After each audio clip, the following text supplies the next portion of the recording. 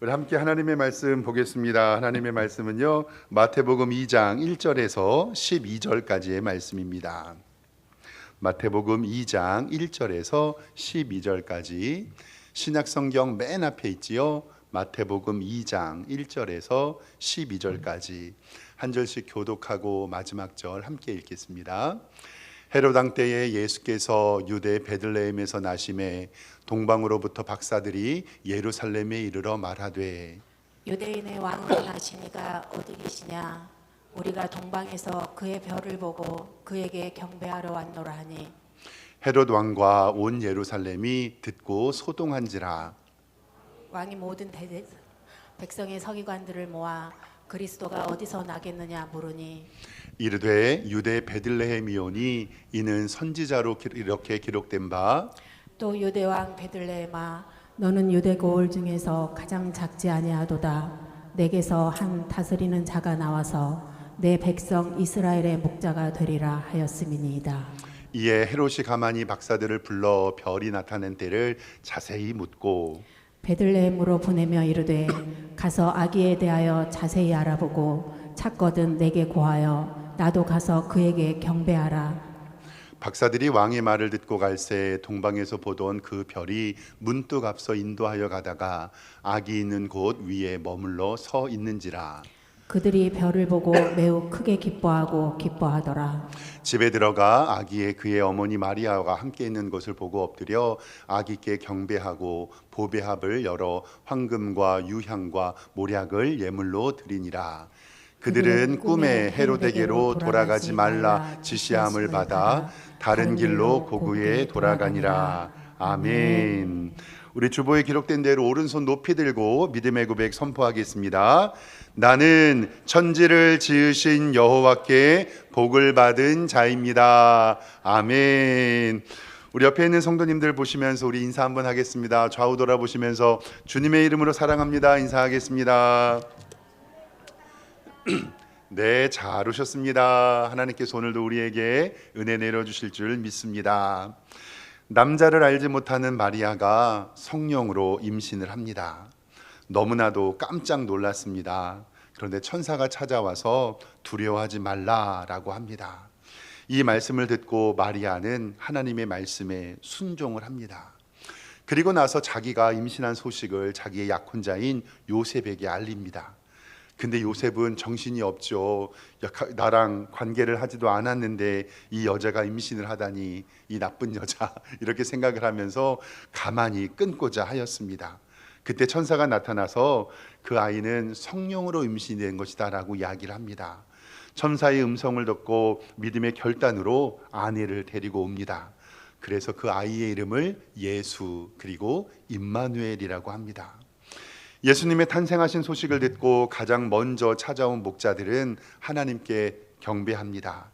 지극히 높은 곳에는 하나님께 영광이고 땅에서는 기뻐하신 사람들 중에 평화로다. 아멘. 예수님이 탄생하심으로 하나님과 인간 사이에 갈라진 틈이 회복되고 인류 구원의 꿈을 이루게 되었습니다. 우리도 지난 한 달간 마리아와 요셉 목자들과 같이 믿음의 순종으로 결단으로 하나님을 찬양하며 성탄을 준비했습니다. 오늘 한 달의 마지막 오늘 성탄 예배가 오늘입니다. 그리고 오늘 2025년 12월 25일 성탄절 크리스마스를 맞이합니다. 온 인류를 위해 영광스러운 하나님의 아들이 이 땅에 오셨습니다. 우리 이 시간에 하나님 앞에 감사하는 마음으로 하나님께 영광의 박수 한번 들려볼까요? 하나님 감사합니다. 그리고 다시 한번 옆에 있는 성도님들에게 5분 이상씩 메리 크리스마스 이렇게 인사하겠습니다. 5분 이상씩 메리 크리스마스. 네, 너무나도 감사합니다. 하나님께서 기쁨의 복된 소식을 우리에게 주실 줄 믿습니다. 12월 한 달 동안 계속 설교하면서 제가 집중적으로 강조했던 부분이 있습니다. 12월 25일의 주인은 바로 예수님입니다. 단순한 휴일이나 늦잠 자는 날이나 여행 가는 날이 아니라 학교 안 가고 쉬는 날이고 회사 안 가고 쉬는 날이 아니라 그리고 자기들끼리 선물 받는 날이 아니라 오늘 이 날은 예수님의 생일을 축하하는 예배하는 날입니다. 정말 감사하게 광복 이후에 우리의 믿음의 선배들이요 세상에서 인정을 받았어요. 그래서 광복 이후에 예수님의 생일날 정부에서 예배를 드리라고 이 날을 공휴일로 지정을 해줍니다. 얼마나 감사해요. 정말로 우리는 이곳에 모여 이렇게 예배 드릴 수가 있습니다. 그래서 세상의 사람들이 오늘 지금 늦잠 자는 사람들도 있을 거 아니에요. 우리한테 감사해야 돼요. 오늘 빨간 날 된 게 누구 때문에 그러니까?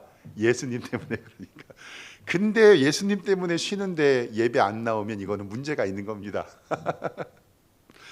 그래서 우리는 이곳에 예배를 드릴 수 있습니다. 다시 한번 거듭 말씀드리지만 성탄의 주인공은 예수님 한 분이셔야 합니다.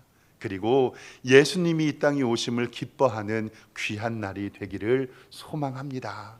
어떤 다른 인물이나 사람이나 어떤 행사도 예수님보다 앞설 순 없는 것입니다. 아니 목사님, 그러면 오늘 예수님 앞에 예배 드리는 것 말고 다른 것 아무것도 하면 안 되나요? 아닙니다. 오늘 예배 드리시고 가족들과 함께 기쁨의 시간 가지시길 바랍니다. 저도 오늘 예배 마치고 아이들이 무슨 귀신 나오는 영화 있대요. 뭐 이렇게 아무튼 귀신같이 파란 애들 나오는 영화 있어요.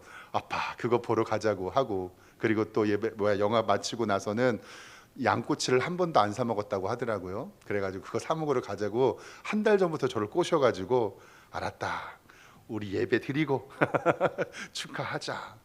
즉 주객이 전도되면 안 된다는 거예요. 예배 드리고 하나님께 영광 돌리고 가족들과 함께 기쁨의 시간 가지시면 됩니다. 그래서 우리가 이름 짓는 것 정말 중요한데, 제가 작년에도 말씀드렸던 기억이 나요. 성탄절, 크리스마스라는 이름이 너무 좋은 이름이지만 너무 아깝다. 그래서 저는 지금도 늘 주장하거든요. 12월 25일의 네이밍을 예수님 오신 날로 바꿨으면 좋겠다.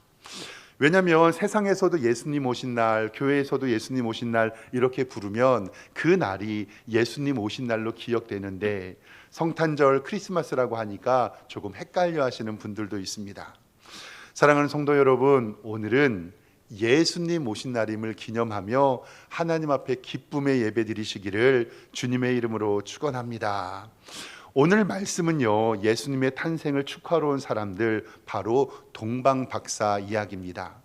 성경에는 박사라고 번역이 되어 있지만 엄밀히 말하자면 그때는 점성술사 혹은 천문학자라고 번역되는 것이 옳습니다.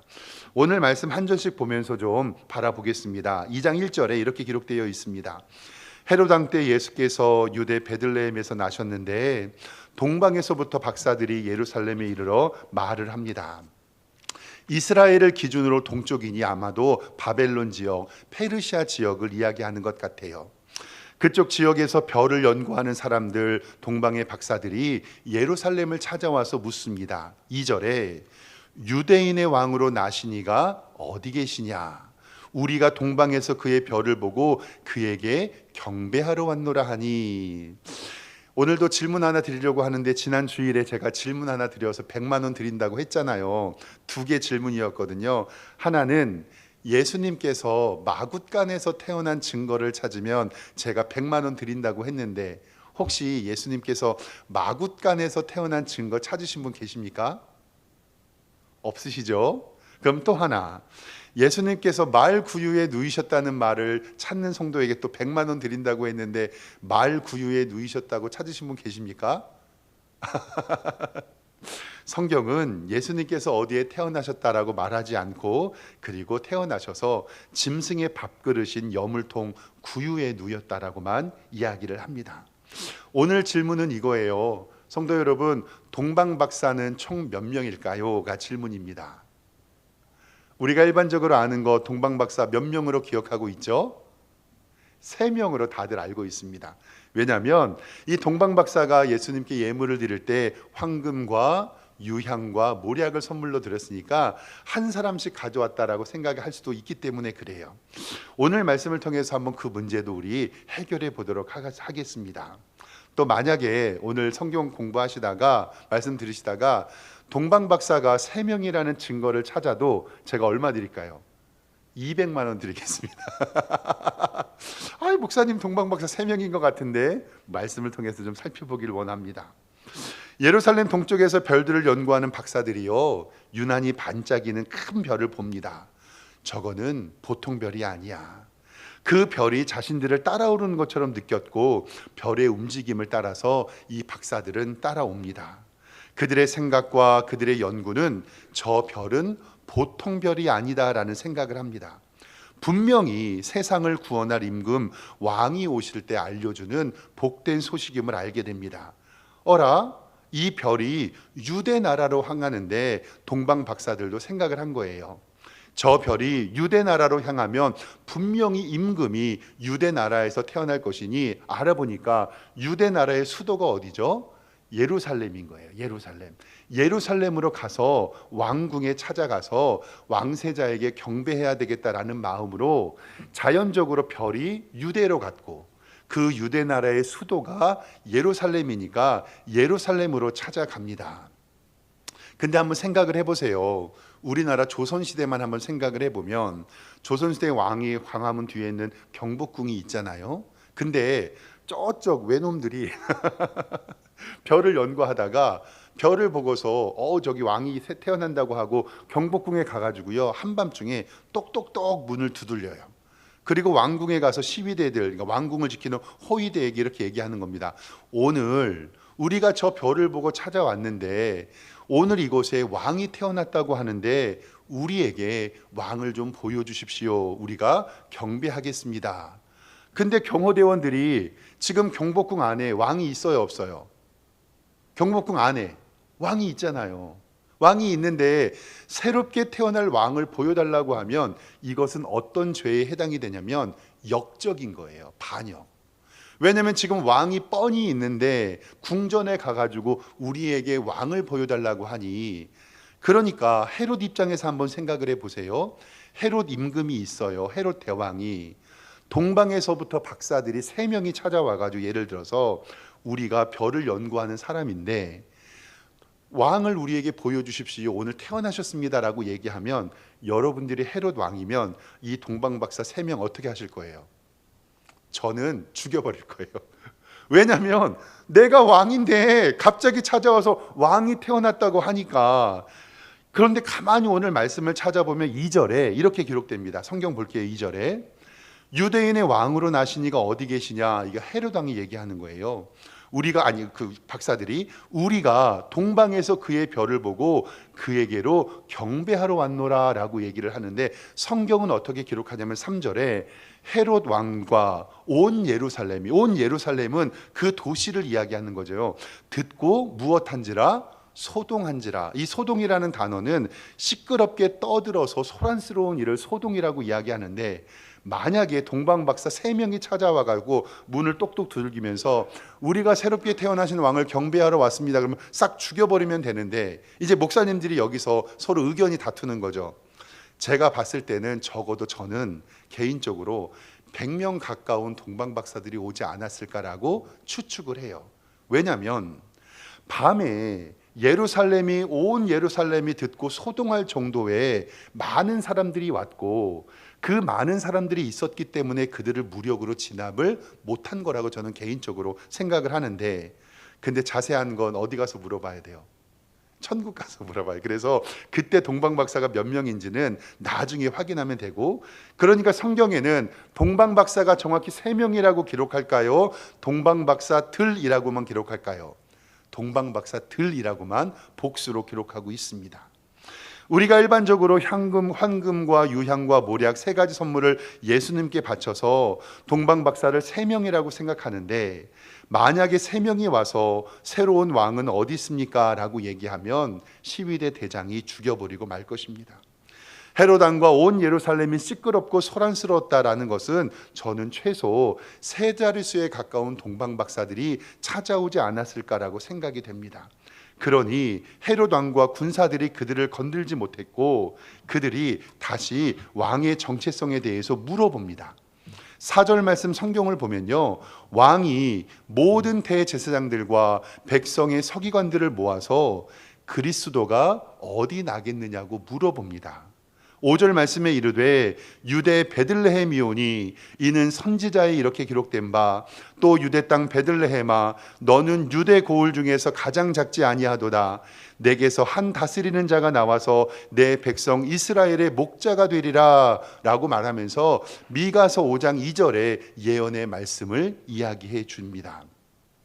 이때 정치적 상황은 헤롯 대왕은 로마로부터 임명받은 분봉왕이에요. 이 분봉왕은 4가지의 지역을 나누어서 다스리는 왕을 이야기하는데 이 사람은 이 로마의 임명을 받았기 때문에 로마의 눈치를 많이 보았고 유대인이 아니라 에돔 이방인의 출신이기 때문에 늘 자신의 출신에 대하여서 위태로운 생각을 가지고 있었습니다.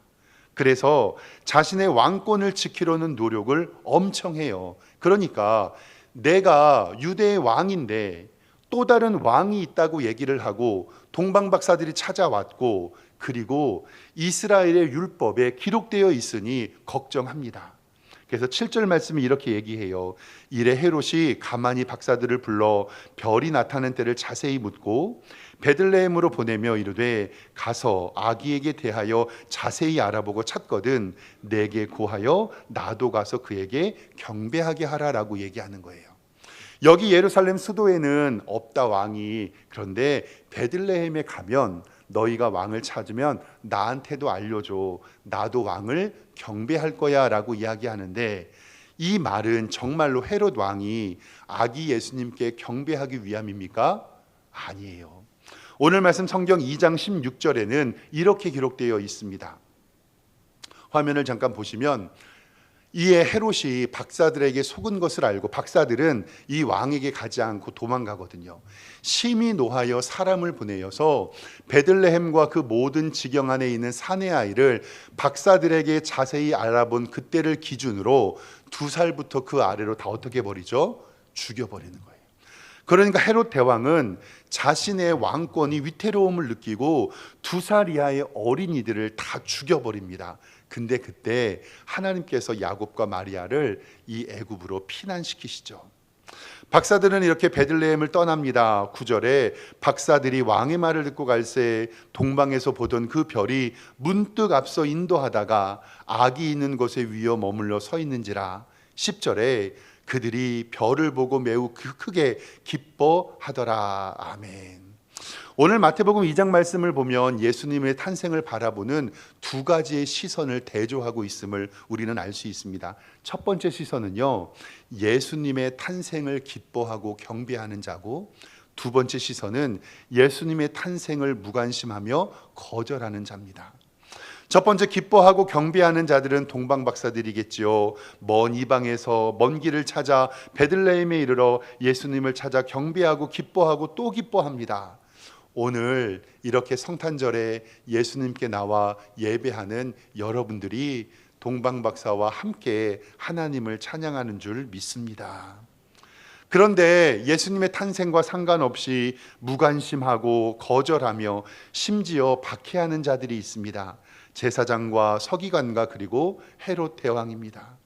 지금도 성탄절을 휴일로 쉬는 날로 공휴일로만 여기고 그들은 지금도 세상에서 유흥을 즐기기에 바쁘지요.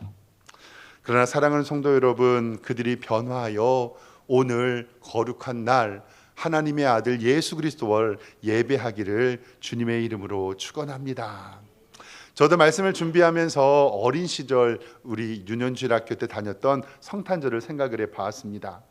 80년대 초반인데요. 그때는 유튜브도 없고 SNS나 TV도 잘 안 나왔어요. 가만히 생각해 보면 지금은 몇백 개의 TV 채널이 있는데요. 저 어렸을 때는 10시까지만 TV하고 낮에는 TV 안 틀어줬어요. 그리고 저녁 5시 되면 애국가 가서 TV 틀어주고, 그리고 채널도 3개밖에 없었잖아요. KBS, MBC, SBS도 없었던 것 같아요. 그렇죠? 그리고 EBS랑 2번에서 나왔던 AFKN. 그래서 AFKN 얘기하면 옛날 사람이라고 하는데, 아무튼 그러니까 제가 이 말씀을 왜 드리냐면 교회 문화가 더 앞서갔어요. 세상의 문화가 없으니까 교회 안에 있었던 문화들이 세상의 문화를 앞서갔거든요. 그때 저도 초등학교 4학년 때로 기록되는데 저는 아이들보다 좀 덩치가 컸으니까 그때 제가 성탄 전야제 때 연극을 하는데 예수님 역할을 했거든요. 예수님의 태어나신 역할을 하고 맨 마지막에는 어떤 거였냐면요, 예수님이 십자가에 못 박히는 것을 연극 안에서 이렇게 연출한 거예요. 근데 그때 예수님이 십자가를 지고 나가실 때 연극이 어떻게 되냐면, 모든 참여했던 사람들이 예수님이 십자가를 지면 제가 십자가를 어깨에 메고 요 가운데 줄로 나가요. 그러면은 저를 쫓아서 이렇게 퇴장하는 씬이었거든요. 근데 연습할 때는 십자가를 그냥 지기로만 하고 왔는데, 그때 당시에 교회마다 요 뒷면에 나무로 된 큰 십자가가 하나씩 달려 있었거든요. 이 휘장이처럼 해놓고. 근데 그 십자가가요, 앞에는 니스칠을 잘 해놔서 반짝반짝거려요. 근데 뒤에는 니스칠을 안 해가지고 나뭇결이 살아있는 거예요. 그래서 제가 십자가를 지고 이렇게 가는데, 이 십자가 뒤에 있었던 그 까칠까칠한 그 나무 그 가시가 있잖아요. 이게 목을 계속 찌르면서 여기를 가고 싶은데, 이제 저는 빨리 도망가고 싶은데 그때 제 뒤에 따라오는 친구랑 약속을 한 거예요. 채찍을 만들 수 없으니 어른 허리띠를 빌려가지고 소리를 크게 내기로 약속을 한 거예요. 그래서 그 허리띠를 갖고 바닥을 짝짝 이렇게 치면 소리가 나니까 그렇게 사기로 했는데, 저는 여기가 너무 아파서 신경을 쓰고 이렇게 걷다가 보니까 뒤에서 제 친구가 채찍을 때리는데 그게 제 종아리에 맞았어요. 그거를 얼마나 세게 그거를 진짜 연습할 때 십자가는 안 졌는데, 그거 소리가 크게 나게 하기로 뒤에 있는 애랑, 야, 인정사정 볼 것 없이 나 치지 말고 바닥 쳐. 바닥을 치는데 제가 아파서 못 가니까 그때 여기가 팅팅 부었던 기억이 나거든요. 그래서 아니 채찍으로 맞았죠. 목에는 가시가 박혀가지고. 그래서 그때 제가 생각하는 고난주간 어린이 그거는 뭐냐면, 야, 예수님은 나는 잠깐 가시 찔려도 그렇게 아프고 허리띠에 잠깐 맞아도 그렇게 아픈데 예수님은 얼마나 아프셨을까, 이 생각이 지금도 40년 가까이 지난 지금도 있어요. 예수님은 그 십자가를 어찌 지셨을까? 나의 죄를 위하여 이 땅에 오신 예수님께 너무 감사하다라는 생각을 지금도 합니다. 우리는 성탄, 크리스마스가 너무 익숙해져서 예수님이 이 땅에 오신 참된 이유를 잊어버릴 때가 있습니다. 그러나 사랑하는 성도 여러분, 하늘 영광 버리고 이 땅에 오신 하나님의 아들 예수 그리스도의 탄생을 기뻐하시고 예배하는 성도님들 되시기를 주님의 이름으로 축원합니다. 오늘은 한 달 동안 말씀을 간단하게 좀 정리를 해보길 원하는데요, 예수님의 탄생은 첫 번째로 우연히 오신 것이 아니라 구약의 예언의 완성입니다.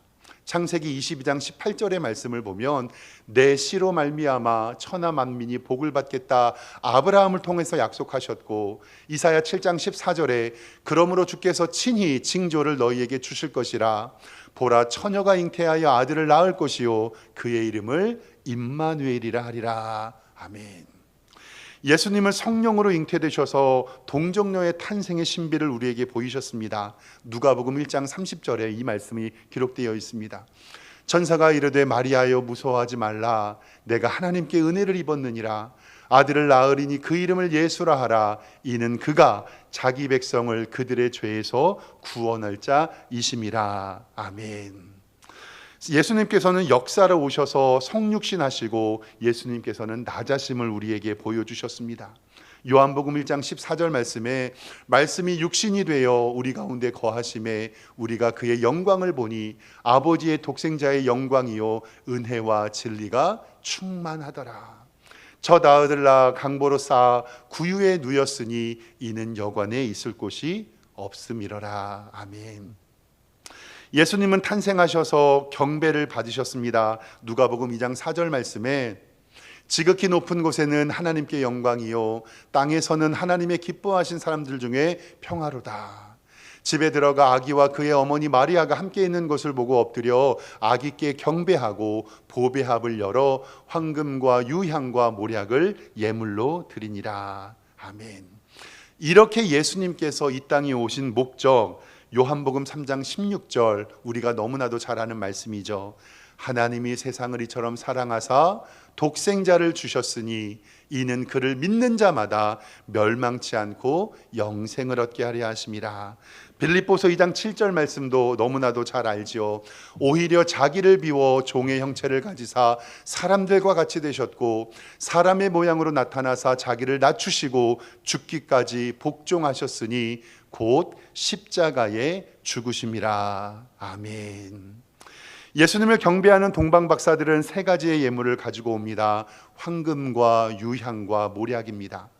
성경을 좀 찾아보면서 공부할 때 이 성경에서 정확한 이 세 개의 선물의 의미가 무엇인지 저도 많이 찾아봤는데 정확하게 이 선물의 뜻이 무엇인지는 성경에 기록되지 않습니다. 다만 성경을 바라보면서 유추해서 해석할 수 있는데 이 황금은 왕위, 즉 면류관을 뜻하죠.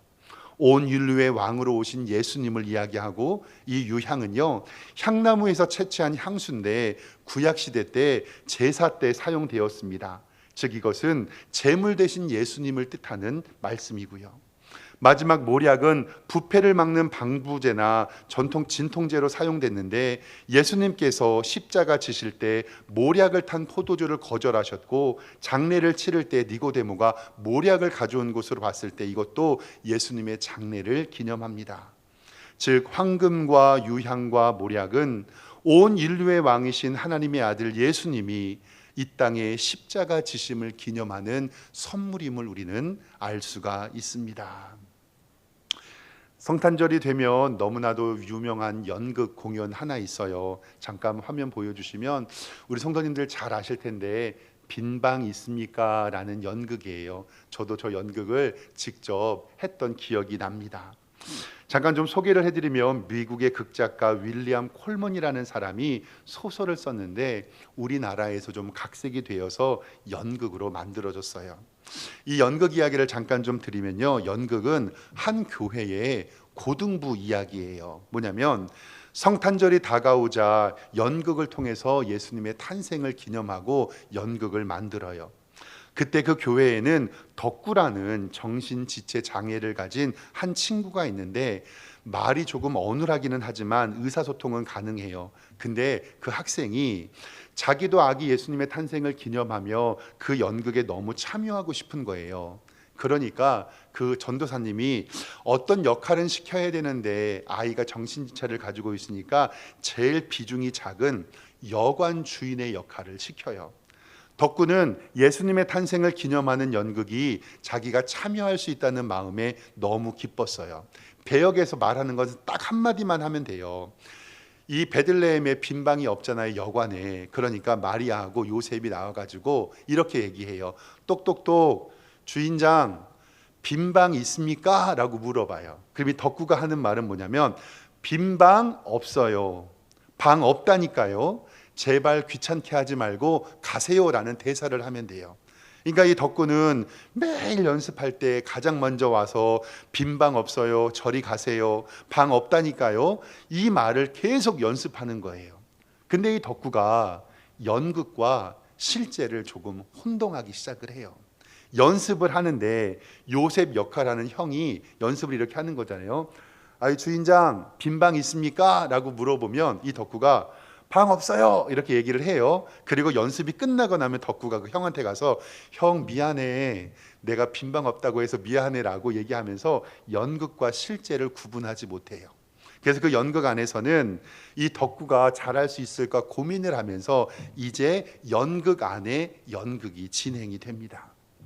이제 요셉이 만삭된 마리아와 함께 여관을 찾고 방에 있습니다. 많은 관객들이 있어요. 그때 연극의 이 여관 씬이에요. 덕구가 주인이고 요셉과 마리아가 배를 이렇게 불러서 와요. 똑똑똑 이렇게 요셉이가 큰 소리로 얘기해요. 빈방 있습니까? 이렇게 얘기해요.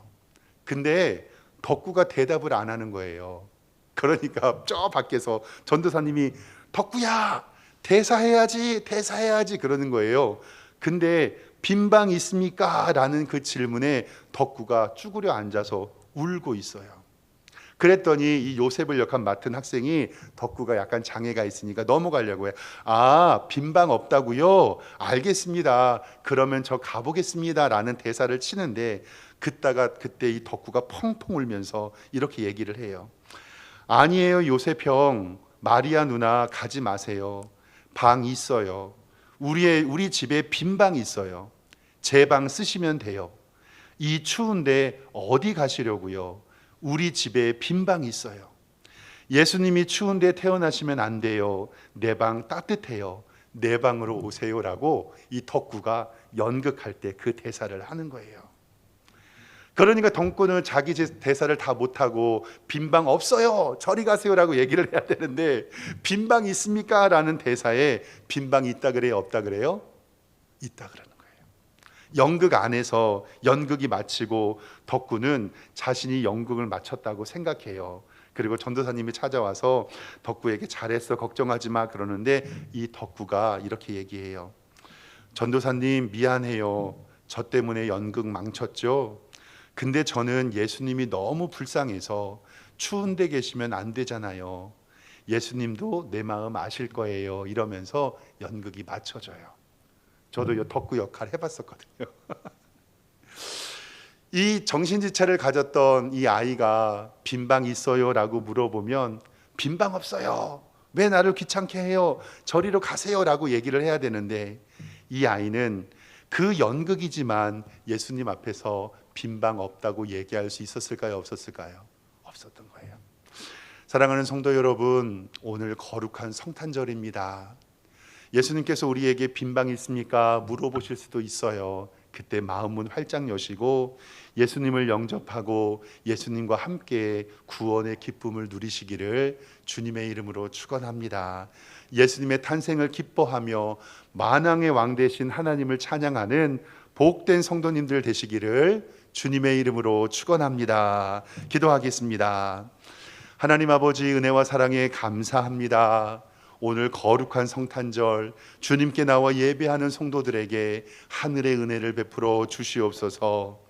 빈방 있습니까? 우리의 마음 문을 여시는 예수님에게 우리의 마음 문을 활짝 열어 빈방 있습니다, 나와 함께 거주하시며 우리의 찬양을 받아 주시옵소서라고 기도하는 복된 성도들로 인도하여 주시옵소서. 예수 그리스도의 이름으로 기도드리옵나이다. 아멘.